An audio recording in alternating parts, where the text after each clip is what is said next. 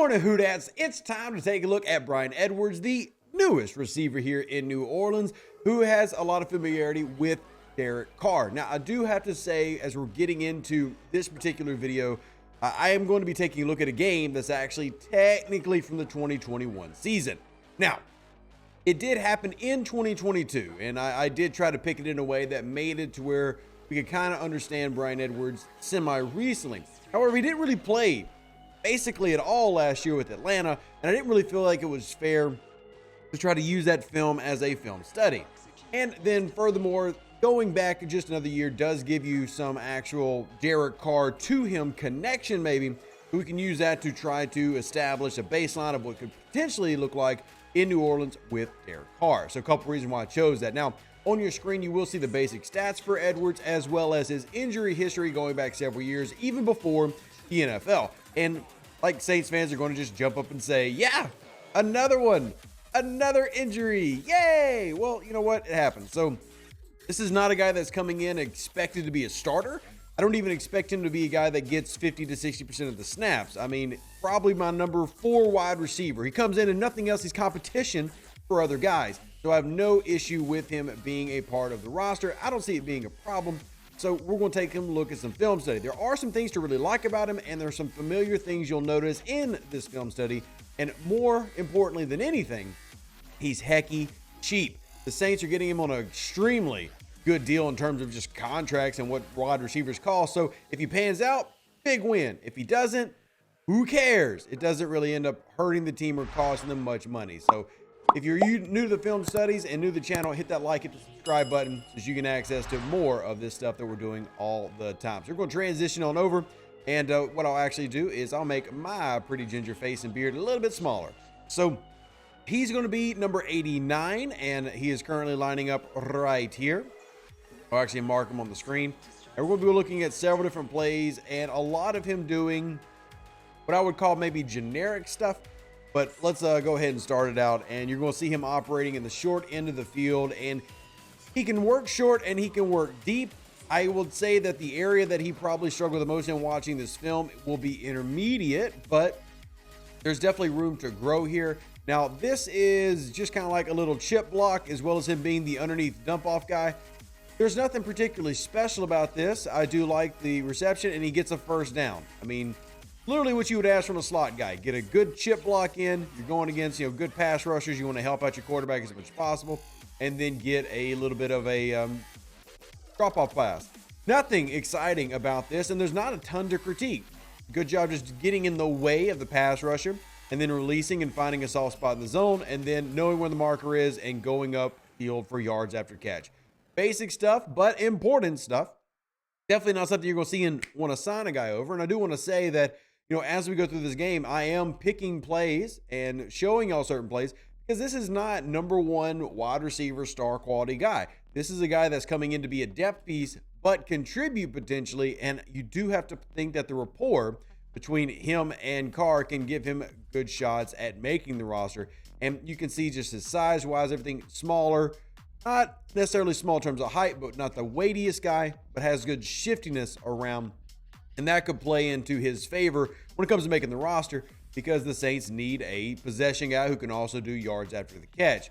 Now, positionally changing a little bit here. He's at the top of your screen. 1-on-1 lined up as the split end. So he's on the line of scrimmage, means he's subject to immediate contact, which he takes that in the shoulder right there. And then you see him running a deep route. But you can see, and we'll see this throughout some of the film, when he does this as a one-on-one guy, he does not consistently win a lot of one-on-one matches. He does try to take the outside, but there is no separation there at all. Now, this is not to completely shut him down and say that he's trash, but you're not going to see consistent separation and domination as if we'd be talking about, oh, the Saints just signed a number 1 receiver.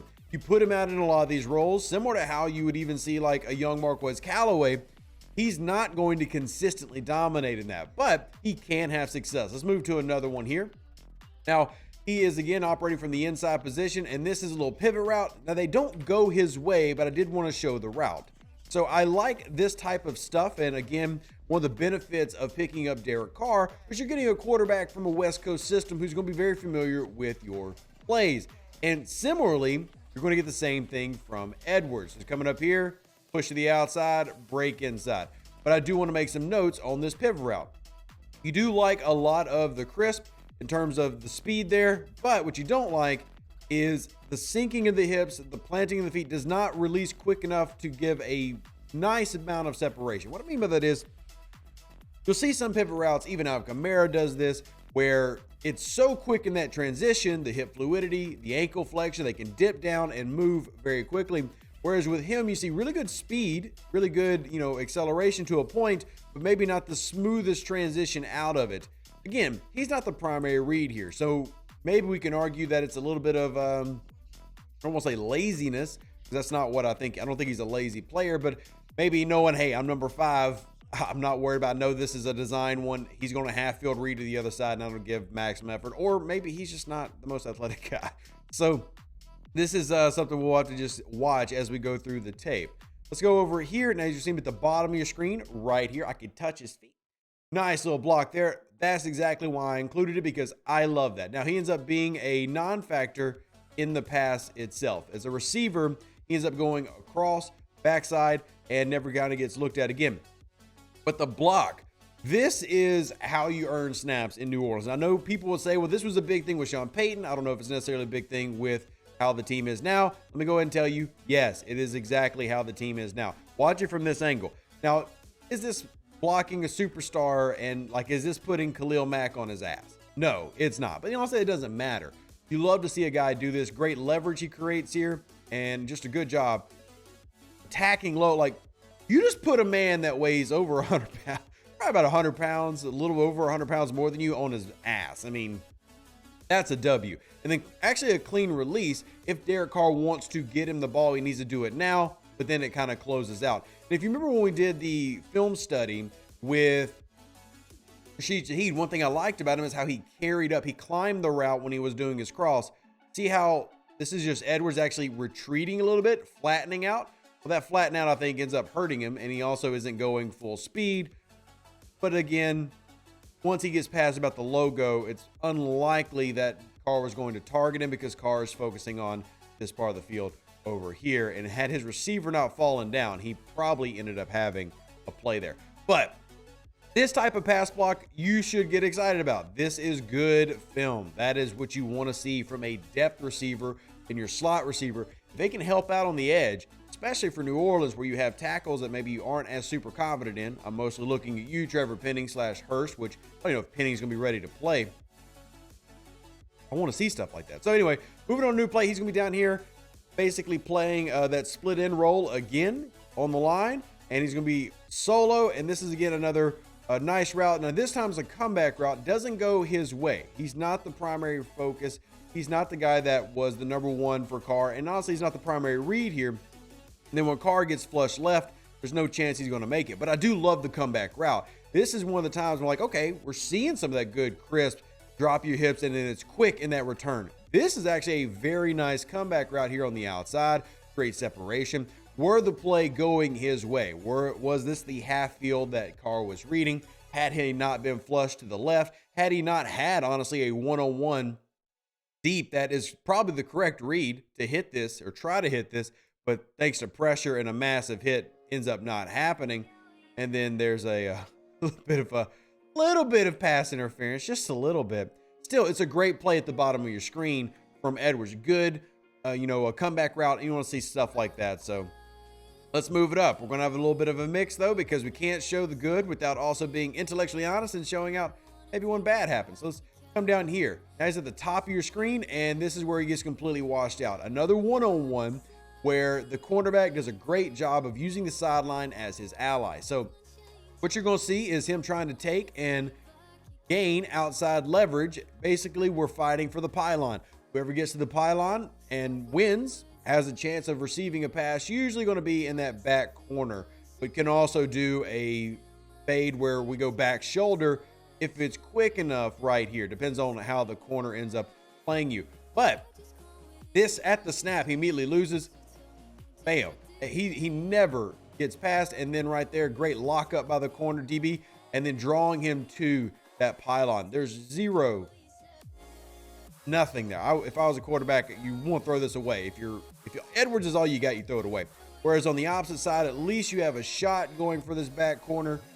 You didn't even really have a shot at that below pylon, that first pylon on the right side. On the left side, you at least hope that that post route, or this way, a corner route actually gets there and you give a guy a chance to make a play, but there's absolutely nothing there. It's smothered and covered up at the top. So you don't like stuff like that. So we saw a really good play, but here, when it comes to play strength, we talk about wide receivers being able to dominate with quickness and play strength. Well, you see him failing at that a couple times. Now, that doesn't mean that it's all bad. Let's move up to another play right here.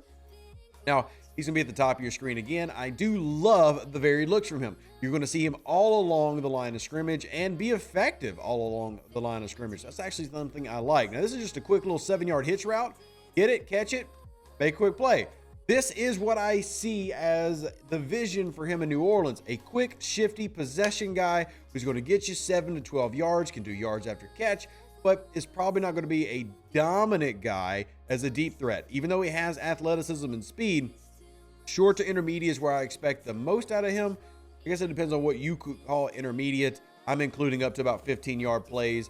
I don't really see him being a guy that takes breaks at 12 yards very often and pushes those down the field. But stuff like this is great. This is actually where you do see that, fluidity, that quick transition you want to. Pop, plant, catch. I'll take 7 yards all day long. I'm not going to complain about that. What about 5 yards, actually? I'm not going to complain about that. That's basically one of those extension on the run type plays we talk about. I'll take that 5-yard hitch. But there are also other factors I really like about him when I watch his play. We're actually going to just speed up just a little bit here. And this is going to be him operating in the scramble drill. This is what I talk about, rapport with your quarterback being important at various times, or when it can be important. Let's see, make sure it's the right time stamp. Yeah. So this is when I love having good rapport with your guy. Look at this. This is a scramble drill play.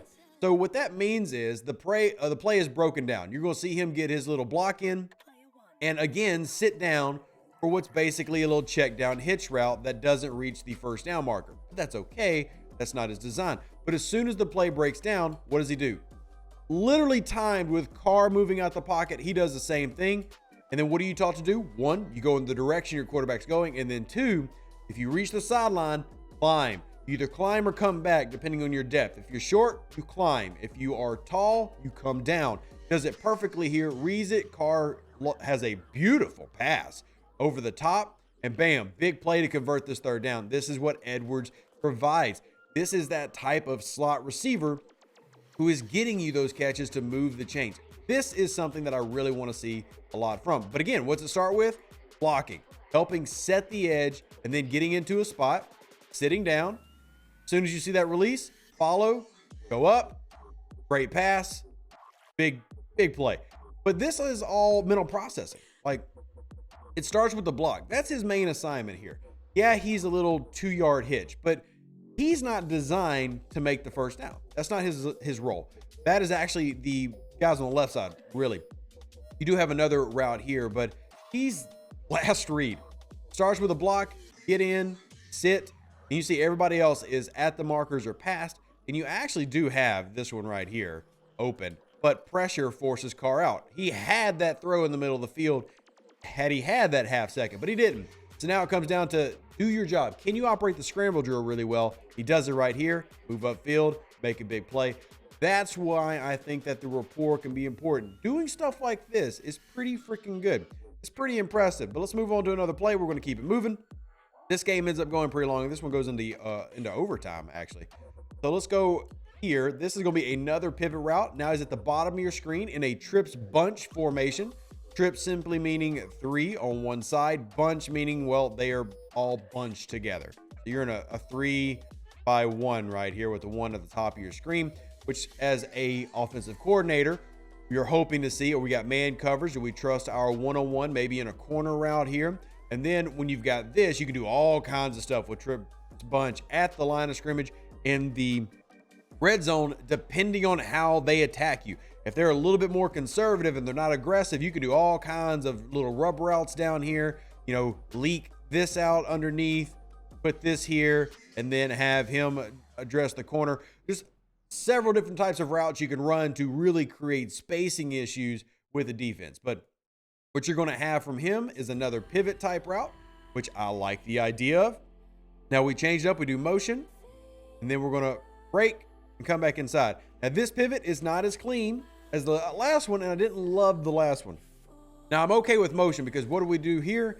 Well, if you remember a lot of the film studies, what we just did is we just told Derek Carr we got man coverage, which then tells Derek Carr where he probably needs to throw this ball. And he ends up going for the TD. And it's beautiful because you essentially use this motion to create another pivot route on the opposite side. And because you're in man coverage, it's actually a really, really good read from Derek Carr. I love this because your main receiver runs a post route, even though it's a little short post, to clear out. And then that pivot route comes back right underneath it. It's a beautiful design. You were never probably going down here anyway. But since we're watching Edwards, we're seeing how clean his pivot route is. But that was beautiful up top. I love that play design. Love to see New Orleans actually copy this play design and use it. Just probably I would use it with Chris Olave. Now, let's look at it one more time, focusing on Edwards, though. Not a very crisp move here as he's trying to push the outside shoulder of the DB, sell it, and then break back in. You see just when he sinks and tries to come back, there's that little bit of chop there. Look at his feet. He doesn't get that initial drop. He doesn't transfer all that energy to the floor and then move it into that top portion of his route, and leads to him never really getting any separation. And it comes down to transferring energy. And not to get too, bring you back to high school, but, you think about how the body works and kinetic energy, and you really want to transport all that momentum that you're taking. I mean, anytime you're using something like a pivot route, you're pushing one direction, you got to transfer it all real quickly. Well, the way to transfer that quickly is you want to drive all that energy into the ground, and then for those who remember Newton's laws, you're going to have a reverse reaction that helps you push the other side. But you got to be able to do that quickly.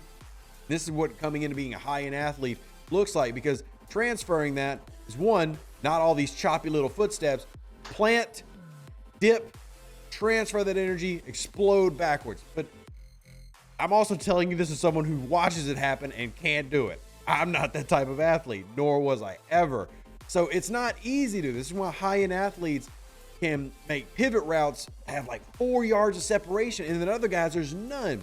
Now, I'm not saying Edwards is a bad athlete. I'm just saying that the pivot route, he doesn't create a lot of that, and I think part of that is that choppy steps means it's taking more time to get that energy transferred down to the floor, more time to actually break into the top part of the pivot route so he doesn't create the separation that you would really want. And that's a combination of balance and agility and all these other things of, why he's not, 145 catches, setting NFL records like Michael Thomas did.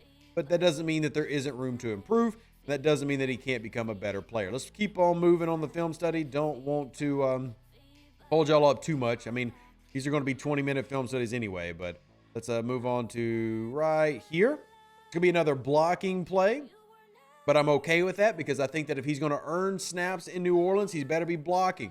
Now, he's an outside receiver here, and look at him blocking downfield, but waiting to engage the block when the running back actually comes his way, because you don't want to get called for blocking downfield or anything. You actually want to square up, wait, and then attack. And look at that. I love that, man. Squaring up a block 10 yards downfield and pushing your guy. I realize that he comes with separation, right? They're playing that off coverage. That's fine, man. I love this. This is the type of thing that gets you on a Saints football team and keeps you on a Saints football team if you can do it consistently and do it well. So I'm actually really happy to watch plays like this. I like seeing wide receivers who maybe aren't the biggest in the world, maybe aren't the, most amazing size-wise. And just quick, put this graphic back up there top. You can see the size. Just to remind you, I love to see this type of play from a wide receiver. And you could call it a bias because I've been studying Sean Payton's system for over 10 years, both professionally and amateurly. I love wide receivers that do more than just catch football. So I love this. To me, this is the type of thing that add with, that scramble drill play with some of those short receptions that, man, you can really see him, if he's healthy, contributing as depth to the wide receiver room. Not necessarily showing the elite breakaway traits for a deep threat, or maybe the elite traits to, talk about him being, this dominant guy. But I do think that he can be very effective. And honestly, dominance is relative because as a slot guy, especially if you have talent around you, well, you can dominate. And you don't necessarily need to be individually dominating one route, like the pivot route, which you haven't seen him be amazing at yet in this game. But again, I say this all the time, One film study that you watch on YouTube is not enough for a scouting report. So, hey, go watch more games. Let's move up to this one. This one I actually really love, and you'll see why in a second. I'll let it play through full, and then we'll talk about why I love it so much. Does anybody recognize why Rev might love this play? Anybody, by chance, have any idea why Rev would like this play? You got it. It's the Yankee concept. For those that don't know, we actually have this play in our merch store.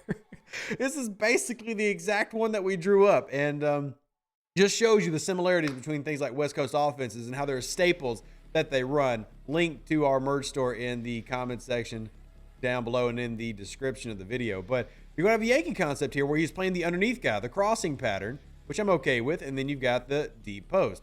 So if you are Derek Carr, the correct read is to hit our guy right here, Edwards, and this is that intermediate route. Now, it's a little rounded. It's not as crisp, but he makes up for that by having really good speed and play speed. He adjusts speeds really well. It's one thing I like about him. But the read here is correct by Carr, because if you watch the safety and the boundary, they carry up. See?